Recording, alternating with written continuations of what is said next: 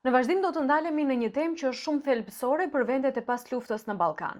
Njohja, trajtimi, dëmshpërblimi i viktimave dhe personave të cilëve u janë shkelur të drejtat e njeriut. Pikërisht në këtë temë do të përpiqemi të shohim mangësitë e këtyre shteteve apo ligjet që kanë sjell, a është i kënaqshëm implementimi dhe çfarë mund të përmirësohet.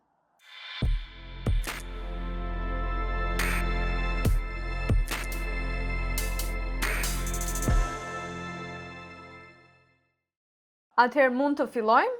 Faleminderit shumë që përgjetët kohë dhe pranuat të kryejmë këtë bashkëbisedim që ka për qëllim edhe përforcimin e paqes në vendet që kanë dalë nga luftrat apo nga konfliktet, me fokus në vendet e Ballkanit. Merci, faleminderit. Si do ta përkufizonit ju konceptin e të drejtave të viktimave dhe të mbijetuarve të shkeljeve të drejtave të njeriut, pra me fokus në Kosovë, por edhe në vendet tjera të Ballkanit që thuaj se çdo njeri prej tyre ka kaluar nëpër një konflikt? Tash do të thotë se cili shtet sigurisht që i ka specifikat e veta, por nëse morëm ish Jugosllavin, tash koncepti të çka quajmë viktim apo mbijetuar të shkeleve drejtat njeriut varion kohën kur flasëm. Nëse morëm vitet 90-ta, nëse morëm kontekstin e Kosovës, patyshim që vitet 90-ta kanë qenë të vitet me kritike ku ka pasur shkelje sistematike të drejtave të shqiptarëve në Kosovë në atë kohë nga të thotë regjimi i Jugosllavisë, regjimi i Miloševićit që kanë kulmu me vitin 98-99 që përfundoi të thotë me më shumë se 2-13.000 të vrarë, mbi 20.000 të dënuara seksualisht. Më falni, do me thënë, vetëm shikoni që mos t'ju pritet koka tek video. Se zakonisht kur ofroheni, pastaj dukeni shumë, nuk i duket pjesa e sipërme e kokës. Do e bëjmë edhe një herë nëse se keni problem, e fillojmë, mund ta filloni prej te pjesa në vitet e 90-ta. Po. Do të thotë nëse morëm për bazë vitet e 90-ta, nëse morëm kontekst Kosovës, po flasim për një kohë kur qytetarët e Kosovës kanë qenë subjekte një dhunë sistematike, do të thotë nga një regjim që ka qenë atë kohë nga në Jugosllavi nga regjimi i Miloševićit që kanë ngulmu pastaj me luftën, mund të themi, 97, 98, 99, me 13.000 të vrarë dhe me afërsisht 20.000 viktima dhunës seksuale, do të thotë në këtë luftë. Pa përfshi pastaj ato dëme që janë bërë në pronë, në pasuri, në kulturë e shumë fushat e tjera. Pastaj do të thotë pas këtij viti Kosova, nëse morëm për bazë të është ballafaqur me sfidat e tjera që lidhen do të thotë me ndërtim, do të thotë kalim nga lufta në një administrim ndërkombëtar.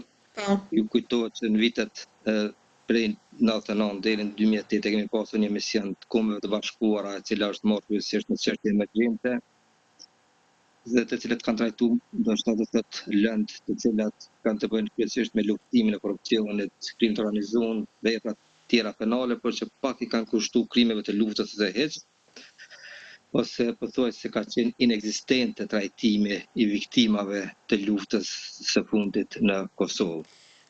Ajo koha kur ka filluar mund të themi që mu trajtu pak më seriozisht se për drejtat e viktimave të krimeve të luftës në Kosovë ka ndodhur kryesisht pas vitit 2015, dhe pse Kosovë kemi miratuar një legjislacion, mund të themi shumë të avancuar sa i përket mbrojtjes së viktimave të luftës, viktimave të dhunës së familje, viktimave do të thotë që janë subjekt i çdo lloji dhune apo diskriminimi, po që e përsëris në 5 vitet e fundit, 10 vitet e fundit, në familje ka filluar me marrë formë, kur mekanizmat shtetëror kanë nisë me kuptu rolin përgjegjësinë e tyre, po dhe me përsu mekanizmat në familje do të thotë me përmbush obligimet që dalin nga kushtetuta, nga ligje apo nga konventat ndërkombëtare. Cilat kanë qenë format më të zakonshme të shkeljeve që kanë lënë pasojat e viktimat?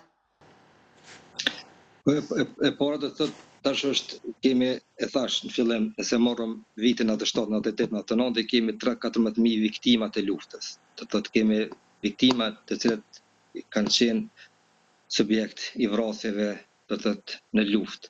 Tash do të thotë në radhë por kemi këto viktimat e ato persona që në familje do të thotë kanë vdekur gjatë luftës. Po ashtu viktima janë edhe anëtarët e familjeve të tyre, sepse kemi numër të madh të jetimeve, kemi një numër shumë të madh të familjarëve që fatkeqësisht ende nuk e dinë për fatin e mbi 1500 të zhdukurve. Po flasim do të thotë për një kontekst ku fatkeqësisht ende negociohet në Bruksel mes Kosovës dhe Serbisë për fatin e të zhdukurve, por që nuk ka vullnet politik këtë rast ka Serbia për t'i hapur arkivat ose për të treguar vendet se ku janë eshtrat e më shumë se 1500 të vrarëve apo të zhdukurve do të thotë në luftën e fundit. Pastaj kemi do të thotë vetëm bazë të regjistrave në Kosovë janë sapo 20.000 ushtarë të ushtrisë qlirimtare të Kosovës, ku pa pikë dyshimi që një numër i madh i tyre kanë kaluar përmes traumave, kanë kaluar përmes do të thotë si themi formave të cilat në mënyrë në Kosovë nuk ka pasur ndonjë mekanizëm apo nuk ka pasur një përkraje nga institucionet këta persona mu trajtu, sepse me kalu të thotë nga një luftë në pasaj në kohë paqe e një tim që në një shtet normal të duhet që personat që kanë qenë pjesëtarë të ushtrisë qlirimtare të Kosovës ndoshta kanë pasur nevojë për të trajtime dhe mjekësore e tjera. Kemi një numër të madh të ushtarëve të ushtrisë qlirimtare të Kosovës të cilët vuajnë që themi të thotë për shkak se i kanë humbur gjymtyrë të trupit, kanë humbur të thotë pjesë të trupit që pastaj edhe sot fatkeqësisht kur flasim për protezat e tyre nëse kanë humbur këmbën, duhet ndihmë financiare nga Emiratet e Bashkuara Arabe, nga shtetet arabe, një farë për t'i financuar, sepse shteti prap ka dështuar që t'i trajtoj apo t'i ofrojë ndihmë financiare të njëjtëve. Kështu që format se si kemi edhe viktimat e dhunës seksuale. Padyshim, do të thotë në bazë statistikave ose në bazë asaj që thuhet është se janë afër 20.000 viktima dhunës seksuale, të cilat do të kanë qenë subjekt i dhunës gjatë luftës, të cilat mund të themi që në 15-20 vitet pas luftës, pothuajse as që kanë qenë as si statistikë nuk janë trajtuar, as si statistikë, e le më të thotë që të kenë ndihmën e institucioneve përkatëse, psikolog, psikiatër ose në familje do të më ndihmu me të kalu do të thotë gjithë atë traumë që kanë pasur gjatë luftës. Pra në bazë të kësaj që po thoni ju, kuptohet se procesi i njohjes së viktimave në fakt lë shumë për të dëshiruar. Absolutisht, do të e pora nuk ka qenë, si themi, top prioritet, sepse fatkeqësisht nëse marrim prapë po lidhemi veç në këtë rast të Kosova ose te Serbia, edhe faktorin ndërkombëtar. Miqt ndërkombëtar, Bashkimi Evropian kanë investuar jashtëzakonisht shumë si themi në dialogun Kosovë-Serbi, ku qendra e qëllimit objektivit ka qenë sigurisht lehtësimi i raporteve mes dy shteteve, por asnjëherë nuk ka qenë, si themi, qendra vëmendjes qytetari. Asnjëherë nuk ka qenë qendra vëmendjes në këtë rast viktimat e luftës apo ata të cilët janë prek do të thotë si themi në luftën e fundit në Kosovë. Këtë do të thotë çka ka pasur negociata, por që nuk është që e ka ndryshuar si themi jetën e qytetarëve në terren në mënyrë qendrore, apo nuk e kanë marrë trajtimin e duhur këtë rast me tekst veçantë viktimat e luftës. Tash nëse marrim për bazë, do të thotë jemi në vitin 2025, ne edhe sot shohim ku Serbia ka përdorur pozitën e saj ndërkombëtare e ka përdorur Interpolin, duke lëshuar flet arreste ndërkombëtare ndaj qytetarëve të Republikës Kosovës, janë me vjetra raste ku qytetarët e Republikës Kosovës arrestohen në shtete të ndryshme të botës, arrestohen në Serbi, janë subjekt i proceseve gjyqësore të cilat zgjasin me vite dhe pastaj lirohen si të pafajshëm. Dhe kjo do të thotë nuk është as drejtësi, por është si një formë e përsekutimit, është si një formë e hakmarrjes, do të thotë që shteti serb ndaj qytetarëve të Republikës Kosovës, do të thotë përmes këtyre flet arresteve, ose përmes këtyre arrestimeve të paligjshme. Bazuar në këto informacione që keni ju, a ka ndonjë nismë institucionale apo ligjore që është ndërmarrë sa do kudo për të dëmshpërblyer apo për të kompensuar apo për t'u dhënë mbështetje viktimave të luftës dhe atyre që janë shkelur të drejtat? Në Kosovë e përsëris, do të thotë në aspektin legislativ, Kosova ka miratuar, mund të themi ndoshta, ose është ndër të parat ka hartuar ligje, ka miratuar politika ka ndërtuar ose themeluar mekanizma për mbrojtjen apo promovimin e të drejtave të viktimave të krimit, ku hyn të drejtat e viktimave të luftës së fundit në Kosovë. Kosova ka pasur fat që e ka pasur mbështetjen e parezervë të Shteteve të Bashkuara të Amerikës, të ambasadës amerikane, të obdatit amerikan. Kosova është vendi i parë në rajon që është themeluar zyra për ndihmë dhe mbrojtje viktimave të krimit. Në atë kohë kur ishte themeluar si brenda Ministrisë së Drejtësisë për të kaluar pastaj në zyrën e kryeprokurorit të shtetit. Flasëm për një mekanizëm që është i përhershëm dhe është në të gjitha qendrat e Kosovës, ku do të thotë në çdo rast kur kemi raste ku qytetarët e Kosovës janë subjekti apo viktimë e një krimi, këta mbrojtës të viktimave sipas detyrës zyrtare sigurohen të ofrojnë mbështetje ligjore në kuptim të procedurës, ndihmës ligjore e tjerë. Pastaj të besoj të thotë kjo ka filluar të ndahet kjo përvojë e mirë e Kosovës edhe në shtetet e tjera, se s'ka bënë në Shqipëri, nuk e dia ka ndodhur në Maqedoni. Në anën tjetër, Kosova, thash, ka miratuar ligjet e ka themeluar komisionin për verifikimin e statusit të viktimës të luftës së fundit, ku është përcaktuar të thotë edhe kompenzime për viktimat e luftës dhe shkeljeve të drejtave të njerëzit. Instituti i Kosovës për Drejtësi ka disa raporte që i kemi publikuar lidhur me mbikëqyrjen do të thotë e kësaj zyre, fatkeqësisht në kuptim statistikave, do të thotë kjo zyre ose fatkeqësisht në radhë parë nuk i ka kuptuar si duket në radhë parë kërkesat e që janë parashtruar ka viktimat e krimit dhe me statistika nëse nuk gaboj nuk janë as 5 raste ku viktimat kanë marrë kompenzim financiar nga shteti, do të thotë kur i ka njohur kjo e drejtë. Pra rezultate minimale do të themi. Nuk isha thonë rezultate minimale, por kisha thonë rezultate padukshme, do të thotë, ose me përkthy me sqaru shumë më mirë. Kosova është një shtet që me ligj u njeh të drejtën. Kosova i themelon mekanizmat ku ki të drejtën e ankesës, ku ki të drejtën e trajtimit të çështjes, por pastaj do të zbatimi është pothuajse zero. Me thonë minimal, kishim thonë që nëse nga 20.000 viktimat e luftës, nëse do thotë 500 ose 1.000 kanë realizuar këtë drejt, mund të themi që ka zbatim minimal, por nëse flasim që janë zbatuar vetëm 5, besoj që as minimal do të thotë është e papërfillshme zbatimi praktik kësaj të drejte. Sa është i rëndësishëm roli i organizatave ndërkombëtare dhe i shoqërisë civile, ndoshta për t'i orientuar këto viktima që të gjejnë rrugën drejt kompensimit, drejt dëmshpërblimit, sepse ndonjëherë edhe ato rrugët apo labirinthet ligjore janë paksa të komplikuara për një qytetar të zakonshëm. E para në vendet që kanë dalë nga ish Jugosllavia, se vendet që kanë një demokraci të re, po flas kryesisht për vendet ish Jugosllavisë, ku hyn edhe Kosova, Maqedonia veriore, po edhe Shqipëria, do të thotë, themi si një vend që ka dalë nga komunizmi së voni, mungon një kulturë e institucioneve publike ku qytetari është në qendër të vëmendjes, ku shteti kujdeset që do të thotë në mënyrë proaktive ju ndihmu me realizu të drejtat e tyre në praktikë.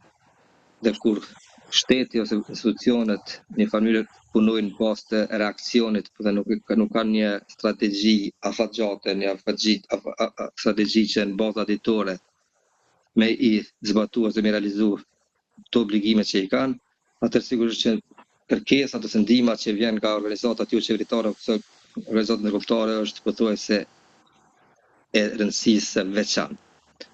Me dhënë veçantë duhet me kuptu që fatmirësisht dhe çdo vend e Ballkanit Perëndimor përfshi vendet tona kanë nënshkruar qoftë marrëveshje për stabilizim asocim, qoftë do thotë kanë dërguar aplikacionin për andarësim në PEI apo janë në fazat të caktuara të si themi avancimit në këto procese. Dhe në kuadër të tyre kanë marrë obligime të cilat në mënyrë na detyrojnë ose detyrojnë shtetet tona që në mënyrë proaktive me zbatuar ose me realizuar të drejta. Sidoqoftë gjithmonë ka nevojë që organizatat jo qeveritare apo organizatat ndërkombëtare ja u tërheq vëmendjen me ju kërku llogaridhënie, ju kërku përgjegjësi kur të njëjtit nuk i përmbushin obligimet e tyre. Tash është mirë me marrë për shembull rastin e Kosovës. Si instituti i Kosovës për drejtësi, mund me thonë që në 3 vitet e fundit, 4 vitet e fundit, kemi pas një clash, një konflikt, si me thonë gjuhën shqipe, Përplasje, po.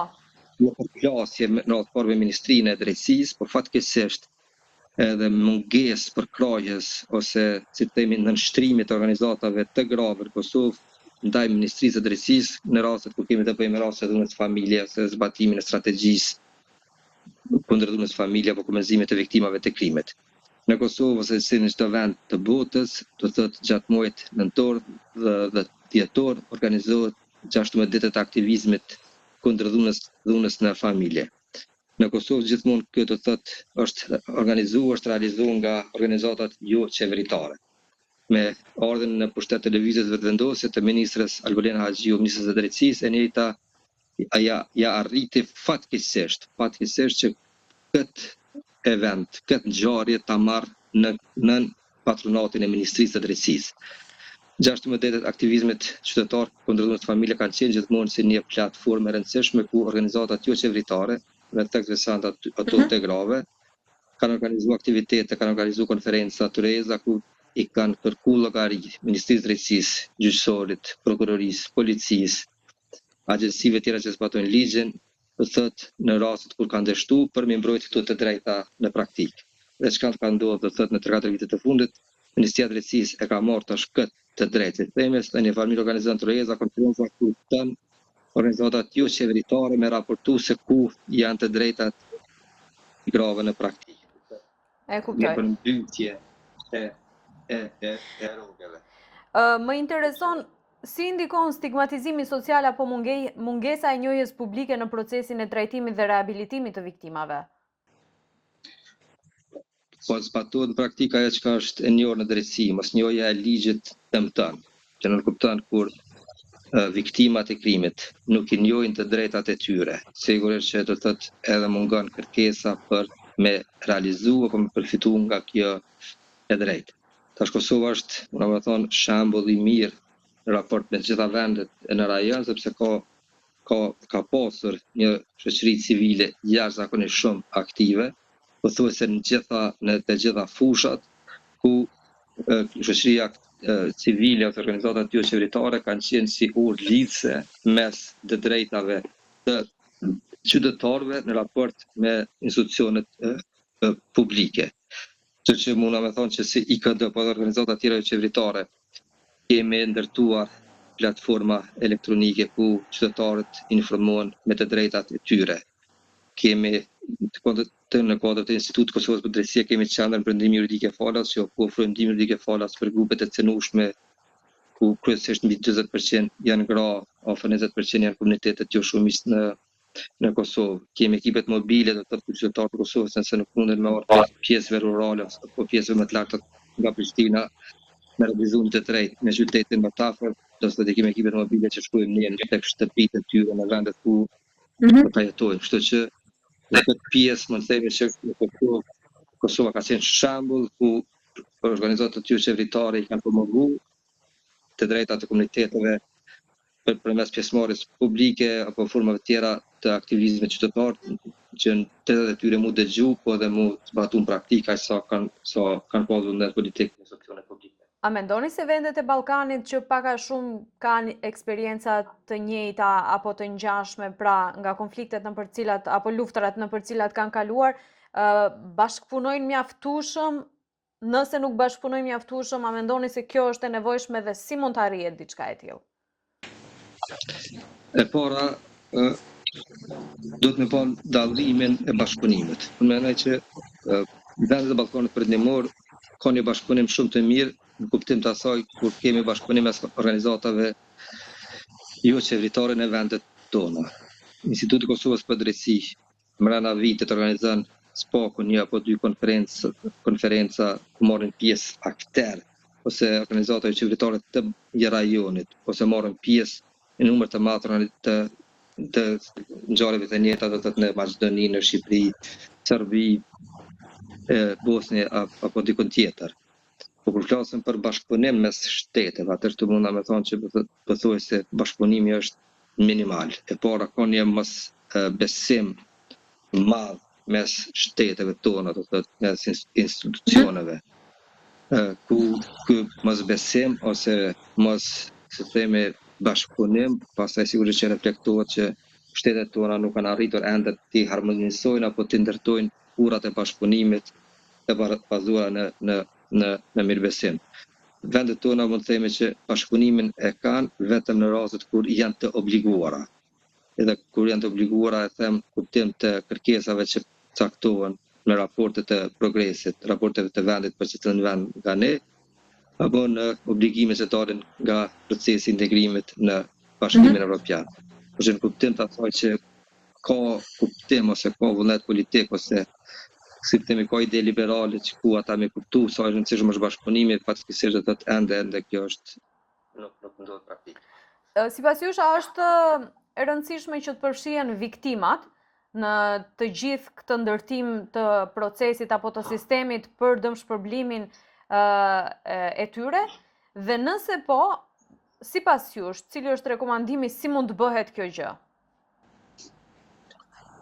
Në Kosovë mund me thonë që viktimat pothuajse janë gjithmonë pjesë e këtyre proceseve, sepse kanë përfaqësuesin e tyre si në qeveri, si në institucione të tjera publike, s'paku në aspektin formal.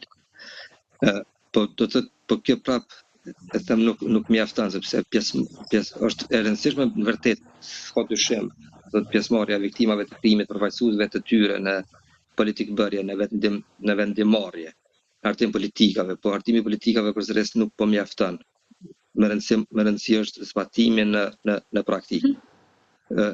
Kosova është shembull, është kampion i implementimit të ligjeve, të akteve nënligjore, ndërtimit, themelimit të mekanizmave për promovimin dhe mbrojtjen e viktimave të krimit.